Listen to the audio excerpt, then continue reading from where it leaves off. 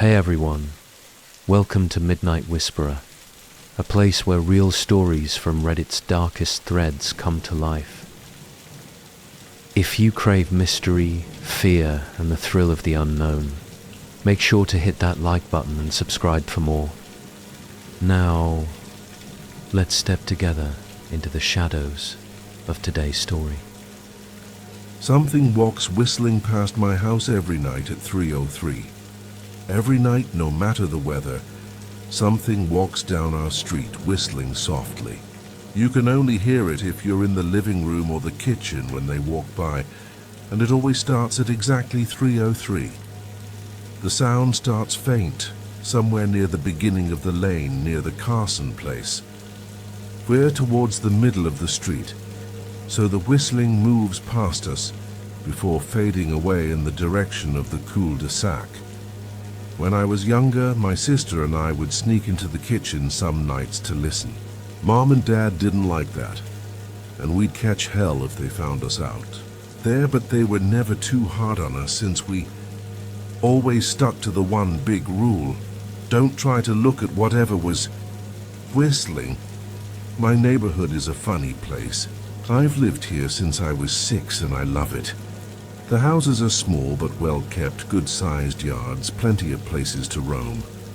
There are a lot of other kids here my age. I turned 13 back in October. We grew up together and would always play foursquare in the cul-de-sac or roam around from back porch to back porch in the summer. This was a good place to grow up. I'm old enough to see it.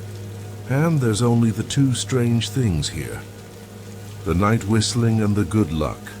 The whistling never bothered me much. Like I said, I couldn't even hear it from my bedroom, but Mom and Dad don't like talking about it, so I've stopped asking questions. My dad is a strong guy, tall and calm. He has an accent since he moved to the US as a kid. His family, my grandparents, they're from the islands. That's what they call it. My dad, the only time he isn't so calm is if the whistler comes up. He talks a little quicker then, eyes move faster, and he tells us not to think about it so much and to always remember the one rule. The big rule: don't try to look outside when the whistler goes past. Not that we could look even if we wanted. See, there are shutters on the inside of every window, thick pieces of heavy canvas that pull down from the top and latch to the bottom of the window frame. Each latch even has a small lock, about the size of what you'd find on a diary. My dad locks those shutters every night before we all go to bed and keeps the key in his room.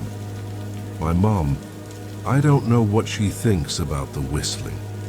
I've seen her out in the living room before at 3:03 when the sound starts. I could see her if I cracked my door open just an inch to peek. She's not out there often, at least I haven't caught her much, but once or twice a month I think she sits out there on our big red couch just listening. The whistler has the same tune every night. It's cheerful, da-da-da-da-da-dum, da-da-da-da-da-dum. Remember how I said there are two odd things about where I live? Well, besides our night whistler, everyone in my neighborhood is really lucky. It's hard to explain, and Dad doesn't like us talking about this part much either. But good things just seem to happen to people around here a lot. Usually it's small things: winning a radio contest, or getting an unexpected promotion at work, or finding some arrowheads buried in the yard, you know, the authentic kind. The weather is pretty good and there's no crime and everybody's gardens bloom extra bright in the fall. A million little blessings, I've heard my mom say about living here.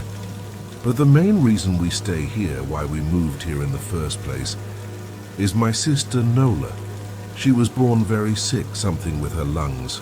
We couldn't even bring her home when she was born, only visit her in the hospital. She was so small, I remember. Small even compared to the other babies. A machine had to breathe for her. We moved into our house here to be closer to the hospital. As soon as we moved here, Nola started getting better. The doctors couldn't figure it out. They chalked it up to whatever they were doing, but we all could tell they were confused. But my parents knew, even I knew, Nola getting better was just another of the million little blessings we got for living in our neighborhood. So that's why we stayed even after we found out that for every small miracle that happens here every day now and then, some bad things happen, but they only happen if you look for the Whistler. See, our neighborhood has a welcoming committee. They show up with macaroni casserole and a gift basket and a manila folder whenever someone new moves in. They're very friendly. 4 people showed up when we moved in 7 years ago. The committee made small talk, gave me a Snickers bar, and took turns holding Nola. It was her first week, out of the hospital, so they were extra careful. Then the committee asked to speak to my parents in private, so I was sent to my room where I still managed to hear nearly every word. The welcoming committee told my parents about how nice the neighborhood was. Really exceptionally. Hard to explain kind of nice. And then they told my parents about the even harder to explain whistling that happened every morning at 3:03 and ended at the tick of 3:05. The group, our new neighbors, warned my parents that the whistling was quiet, would never harm or hurt us, as long as we didn't look for what was making the sound.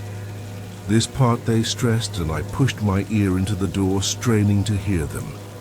People who went looking for the Whistler had their luck change, sometimes tragically. A black cloud would hang over anyone that looked. Anything that could go wrong would. The manila envelope the committee brought over contained newspaper clippings, stories about car crashes and ruined lives, public deaths and freak accidents. Not everyone dies, I heard the head of the committee tell my dad, but the life goes out of them. Even if they live, there's no light in them ever again, no presence. My mom, I could tell she wasn't taking it seriously. She kept asking if this was some prank they play on new neighbors. At one point, my mom got angry, accused the committee of trying to scare us out of our new home, asked them if they were racist on account of my dad being from the islands. My dad calmed her down, told her he could tell our new neighbors were sincere and they were just trying to help us. He explained that he grew up hearing these kinds of stories from his mom and that he knew there were strange things that walked among us. Some of those strange things were good and some were bad, but most were just different. After the committee left, Dad went out to the hardware store, bought the canvas blinds, the latches, and the locks, and installed them on every window in the house after dinner. That first night in our new house, I crept out of my room at 3 a.m. only to find my dad awake, sitting on the living room couch, holding my baby sister. My dad held up his finger in a motion, but patted the couch next to him. I sat and we waited. At exactly 3:03 we heard the whistling da-da-da-da-da-dum. Da-da-da-da-da-dum it came, and it went just like our neighbors said. The whistling returns each night, and we never look, and we enjoy our million little blessings every day. Nola breathes on her own, and she's grown into a strong, clever girl. My dad even joined the welcoming committee. We don't get new neighbors often. Why would anyone want to leave? But when a new family moves in, my dad and the committee bring them macaroni casserole, a gift basket, and the manila folder. I can always tell by the look on my dad's face when he comes back if the family took the committee seriously, or if we'd be getting new neighbors again very soon. Not long ago, a family moved in directly next to us. The previous owner, Ms. Maddie, passed away at age 105. She'd lived a good, long life. Our new neighbors seemed like they'd fit in just fine. They believed the welcoming committee took my dad's advice about the locking shutters, since they had a young child of their own. Whatever newspaper clippings were in that manila envelope, whatever evidence, my dad never let us see. But I imagine it must have been awfully convincing since our neighbors got along with no issues for the first month. One night, when our new neighbors had to leave town, they sent their son Holden to stay with us. He was 12, a year under me in school, so I didn't know him well before that night. But as soon as his parents dropped him off after dinner, I could tell it was going to be a bad time. "Do you know who is always out there whistling every night?" Holden asked the moment the adults left the room. The three of us were sitting in the den, some Disney movie playing idly on the television. My sister and I exchanged a glance. "We don't talk about that," I said. "I think it's that weirdo that lives in the big yellow house on the corner," Holden said. "Mr. Tolles?" my sister asked. "No way, he's really nice," Holden shrugged. "Must be a psycho killer then," Nola tensed. "We don't talk about it," I repeated. "Let's go in my room and play Nintendo." We spent the next few hours playing games, eating popcorn, and then watching movies. A typical sleepover, but I could see Holden was getting antsy. After my parents had wished us a good night, locked the blinds, and gone to bed, Holden stood up from his beanbag and walked over to where Nola and I were sitting on my bed. "Have you ever even tried looking?" he asked. "It's nearly time." Like most sleepovers, we'd conveniently ignored any suggestion of a bedtime. I was shocked to see he was right. It was almost 3 a.m., I sighed. "We don't... See, I can't even try to look because my dad locks the blinds every night and hides the key," he continued, ignoring me. "So does our dad," said Nola. "No," replied Holden. "No, he doesn't." "You saw him do it," I said, a little sharper than I meant to sound. Holden grinned. "Your dad locks the blinds, yeah, but he doesn't hide the key. He keeps it right on his normal keychain." "So?" I asked, worried I already knew what he would say next. Because I had noticed that my dad didn't bother hiding the key anymore after all of these years. Because he knew we took it seriously. "So after your dad locked up, but before your parents went to bed, I went to the bathroom. And on my way, I may have peeked into their room. And I may have seen your dad's keychain on his nightstand. And I maybe went and borrowed the key to blinds." Nola and I stared, and his grin only grew wider. "You're lying," I said. Holden shrugged. "You can check if you want. Just open your parents' door and look. You'll see his keychain right there on the nightstand." "Stay here," I told both of them. "Don't move a muscle." I hurried over to my parents' room but hesitated at the door. If Holden wasn't lying, my dad would be angry. Beyond angry. I was scared thinking about it, but more scared of an open window with the whistler right outside. I opened the door barely an inch and looked in, but it was too dark to see. Taking a deep breath, I walked into the room. 2 steps into the dark, I froze. The whistling started, and I could hear it clearly from my parents' room. I never realized, but they must have heard the sound every night since we moved into the house. They never told us. I don't think I could have slept through it. I stood there listening to the whistling come closer, unsure whether I should turn on a light or call out for my dad.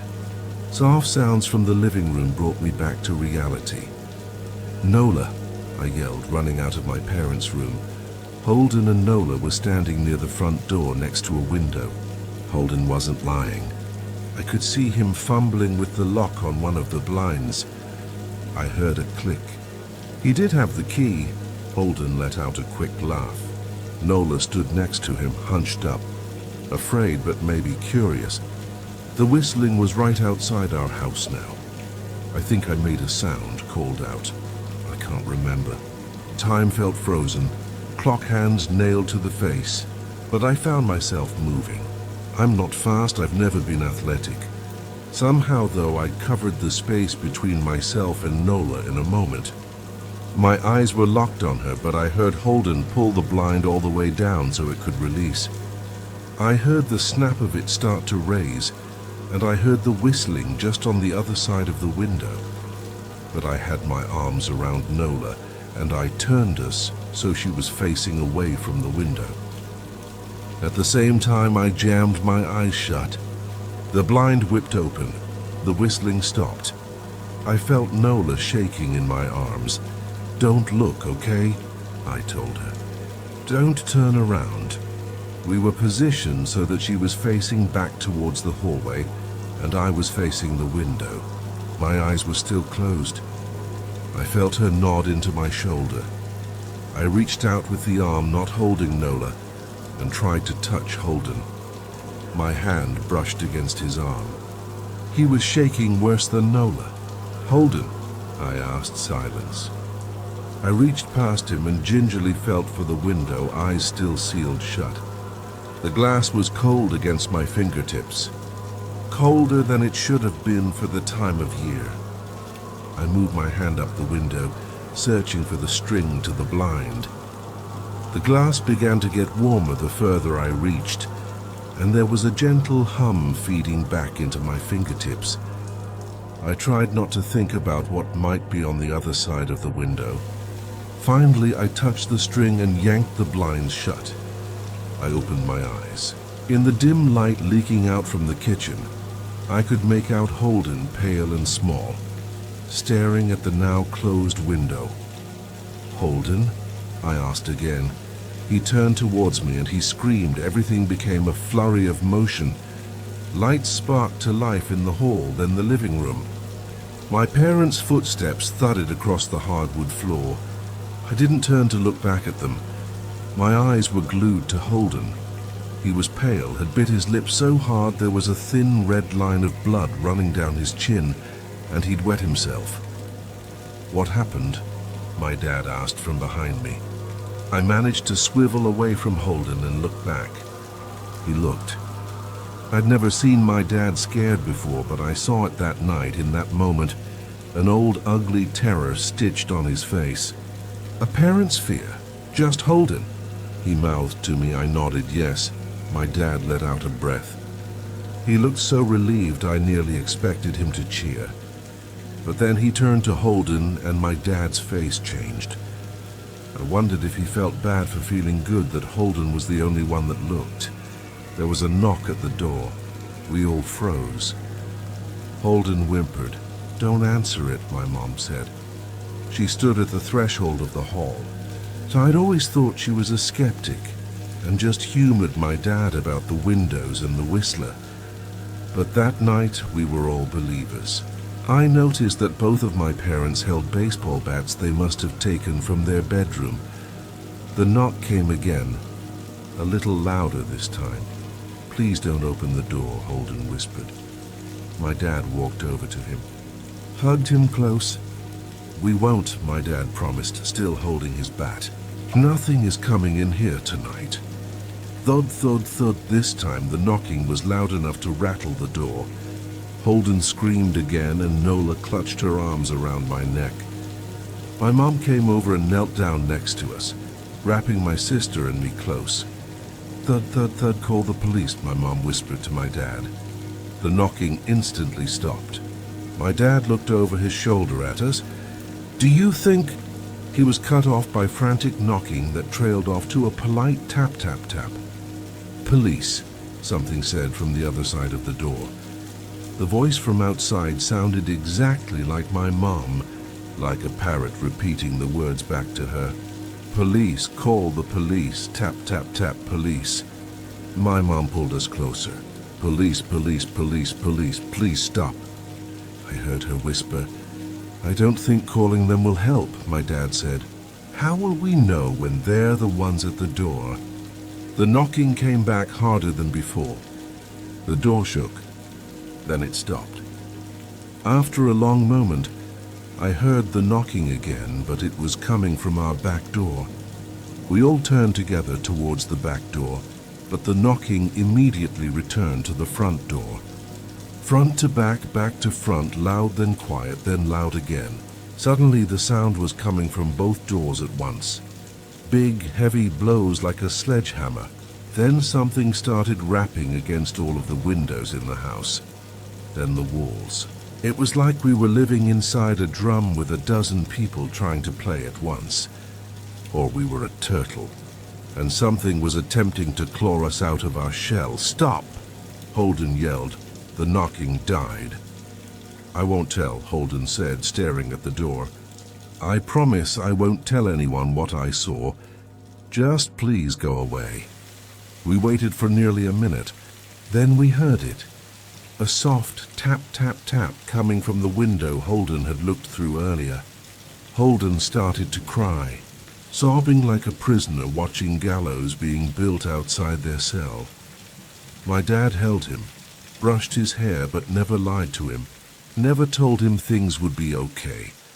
The tapping at the window went on for the rest of the night. We huddled together in the living room for I don't know how long. Eventually my mum tried to take us kids into my room while my dad stayed to watch the door. But the second we moved into my bedroom, the knocking came back so loud it was possible to ignore. I was afraid the door couldn't take it. We went back to the living room and the knocking stopped. Only the tap, tap, tap on the window remained. None of us slept that night. The tapping stopped around 7 a.m. That's about the time the sun comes up here. We waited another 2 hours before my dad opened the blinds from one window. He made us all go back to my parents' bedroom first.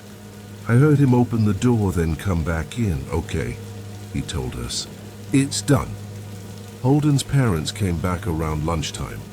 My mom and dad walked Holden over to his house, and they all went inside for quite a while. Nola and I watched from the window. She stuck to me the whole day, right at my side, sometimes holding my hand.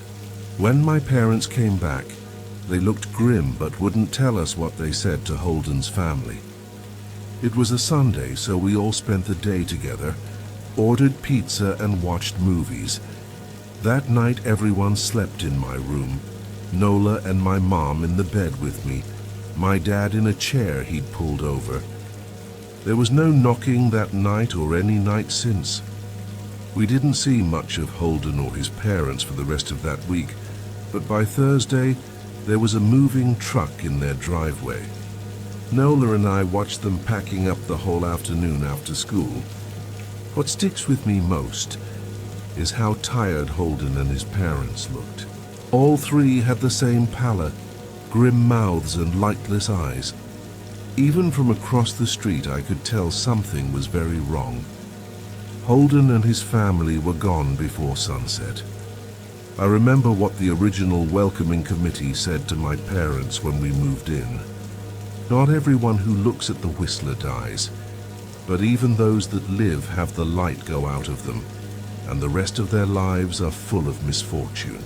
A million little tragedies. I think Holden's parents must have looked, either to comfort him if they didn't believe or share the burden if they did. I watch Nola some days, happy and young and alive, and I wonder if I'd been slower if she'd looked out the window that night. Would I have looked too, to comfort her, to share that burden? I'm glad I don't have to find out. We still live in that house, in that neighborhood. We still hear our Whistler walking past every night. The blessings, the luck, the good things here are too good to leave. But we're careful. We don't have friends over to spend the night anymore. And my dad hides the key to the blinds very, very well. Not that I've gone looking. Some things you just don't need to look for. The neighborhood had changed little in the decade since that night with Holden, but the world beyond its borders felt like a fading dream. Plagues that skirted our streets, economies crumbling while our gardens flourished unnaturally, flowers blooming blood red even in the grip of winter's frost. It was November 13, 2025, and the headlines screamed of global unrest, but here, in our cul-de-sac cocooned by whispering maples whose leaves clung defiantly against the biting wind, the blessings persisted. Ava, now 17, had grown into a sharp-eyed young woman, her curiosity a mirror of my own youthful folly, often lingering by the shutters at dusk. as if daring the shadows to reveal themselves. Helena and I had welcomed our second child, little Theo, just 3 years old, his laughter a fragile light in the house's deepening hush. The whistling continued its nightly pilgrimage at 3:03. That cheerful da-da-da-da-da-dum slicing through the frost-laced air like a siren's call, starting faint at the Carson end, where the lane curved into mist-shrouded obscurity, swelling past our home before dissolving into the cul-de-sac's void, where overgrown hedges rustled like restless spirits. But the questions gnawed at me now, a persistent itch beneath the skin, amplified by the endless night staring at the ceiling, the locked shutters rattling softly, as if something tested their resolve. Why us? Why this place? The welcoming committee's folder, now digitized on my phone with scans of those ancient clippings, offered warnings but no genesis. Dad had taken the secrets to his grave, his final words a whispered reminder. Some blessings come from the dark. Don't question the price. Nola, visiting from her normal life in the city, where luck was hard-won and shadows didn't whisper, urged me to let it go. It's just folklore, brother. Old wives' tales to keep kids in line. But as Theo began humming that tune in his sleep, eyes fluttering behind lids like he was watching unseen horrors, I couldn't ignore it anymore. I delved into the origins, late nights in the study where the desk lamp cast jagged shadows on walls lined with books that seemed to lean in, eavesdropping. It started with online searches, forums flickering on my screen in the dead hours, where creepypasta threads intertwined with ancient superstitions. In Appalachian lore, whistling at night was taboo, a summons for mountain spirits or skinwalkers that prowled the hollows, their forms shifting in the moonlight, drawn to the sound like moths to flame. The hills, much like our neighborhood's unnatural vitality, hid entities that granted boons, but demanded obedience. Don't call them with your breath, lest they answer with claws in the dark. Further afield in Hawaiian legends, the night marchers, ghostly warriors tromping eternal paths, were heralded by whistles, their torches flickering like will-o'-the-wisps in tropical mists, cursing any who gazed upon them.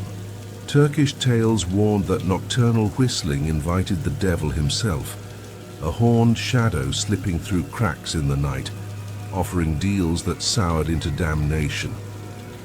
And in the UK's misty moors, the seven whistlers, ominous birds or spectral harbingers, foretold death with their calls, a flock of doom whose melody pierced the veil between worlds.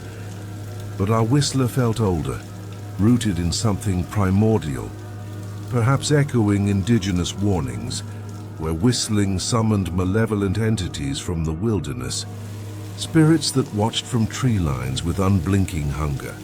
Digging deeper, I uncovered fragments in forgotten archives, scans of yellowed journals from 19th century settlers who carved our town from untamed forests, where native lands met colonial greed.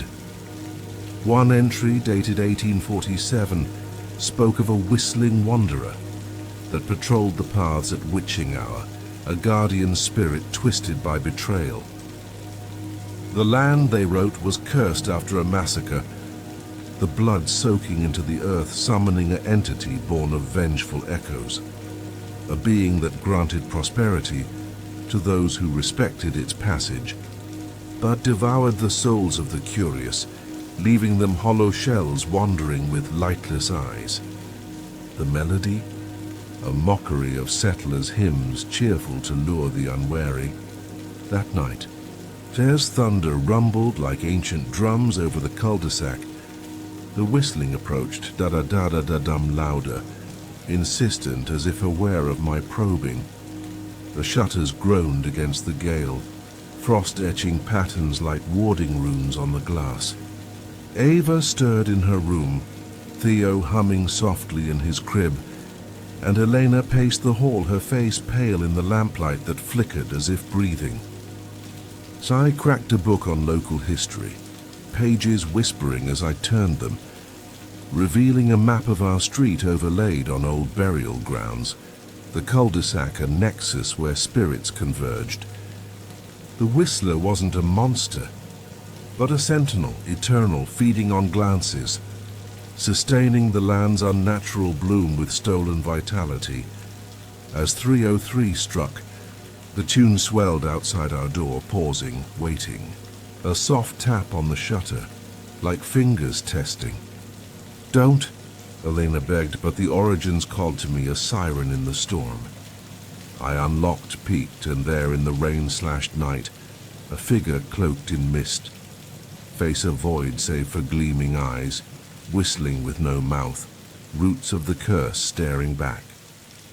The blessings curdled then, shadows lengthening in our home, and as the entity faded, I felt its gaze linger, inside now, watching, waiting for the next generation to break the rule. The origins weren't history. They were hunger, eternal and insatiable for us. The curse's tendrils crept insidious, the whistling growing louder at 3:03, as if the entity sensed our fraying resolve. The melody weaving through dreams where faces pressed against frosted panes, drooling invitations to look. Nola confessed over a video call, her face gaunt in the screen's cold glow, that she'd felt it too. After peeking once in curiosity post-Holden, her life a cascade of small tragedies, lost loves, barren gardens, a child born still under a moonless sky.